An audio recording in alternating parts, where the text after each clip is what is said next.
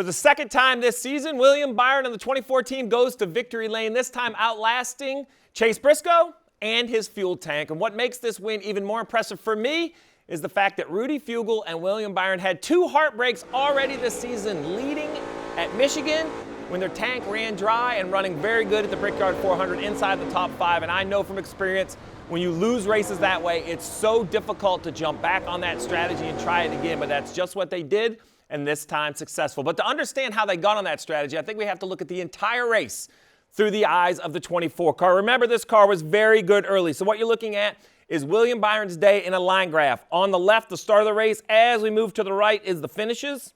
So start to finish, left to right.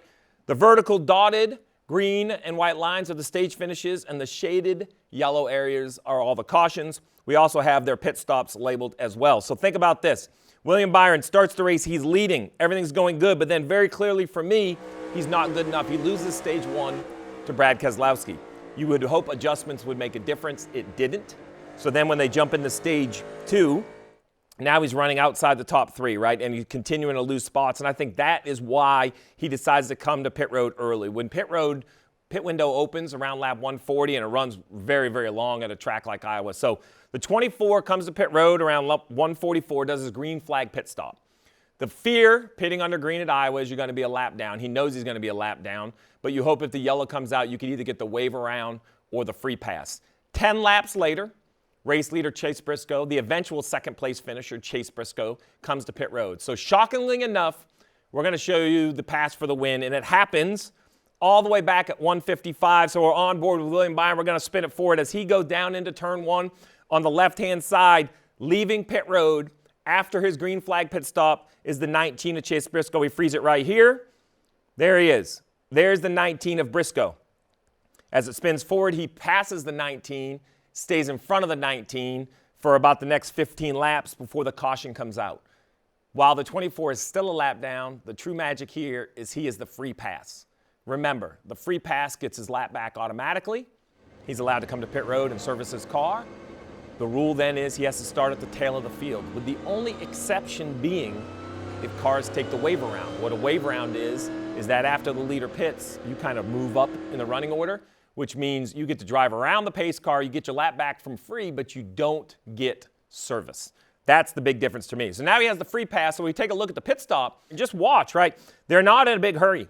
I think that's the goal, right? So if we take a look and we zoom in on the pit stop, watch when they drop the left side, they're not going to go anywhere. So they make sure this car is completely full of fuel. Remember, they're going to line up the same position either way, right there. Pit stop guy has his hand up. They make an adjustment on the left side, get full. That seems very, very small, but now he's full of gas. So if we look at the restart, we're going to freeze it right here. So all of these cars, I'll count them, 1, 2, all these cars right here, they're lead lap cars. We're going to have to go all the way back. I have to find him.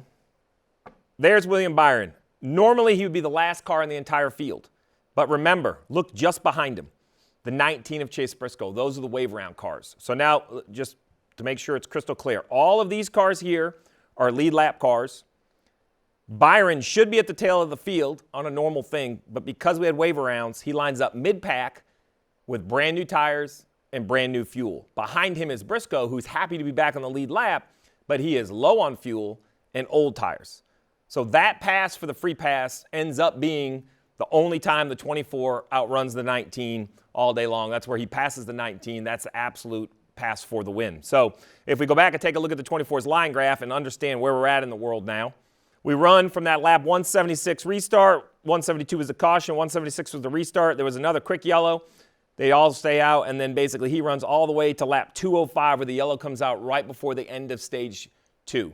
And this is an interesting decision because this is a split decision, right? So now some cars come to pit road, some stay out.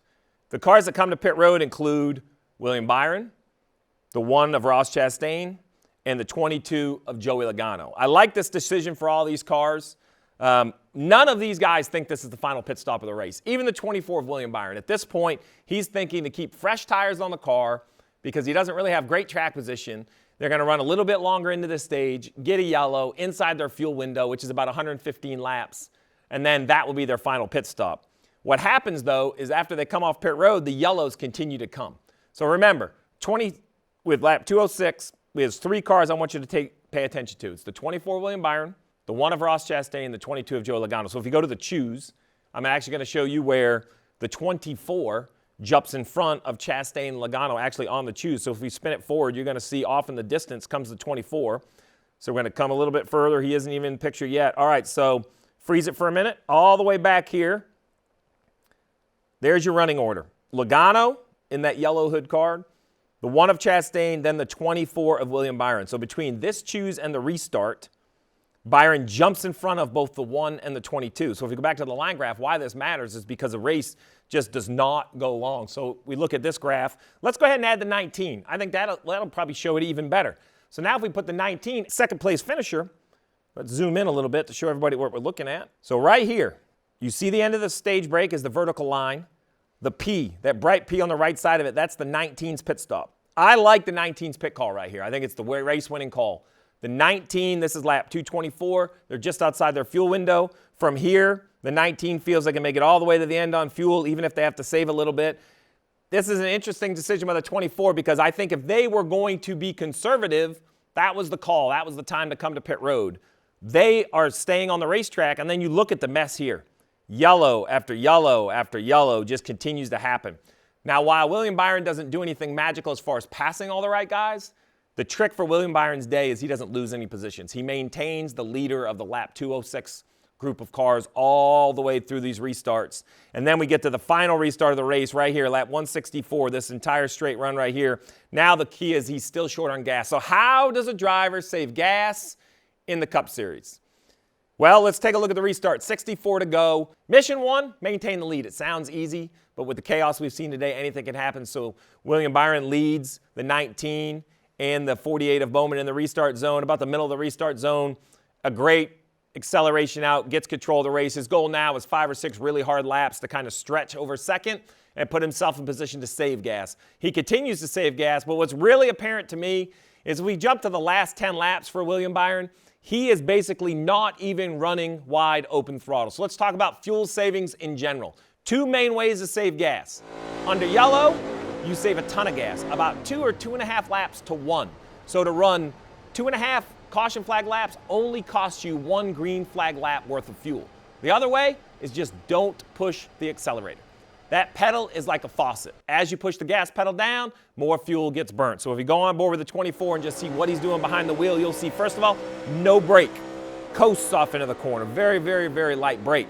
Picks up the throttle like normal, nice and gingerly. But now watch this.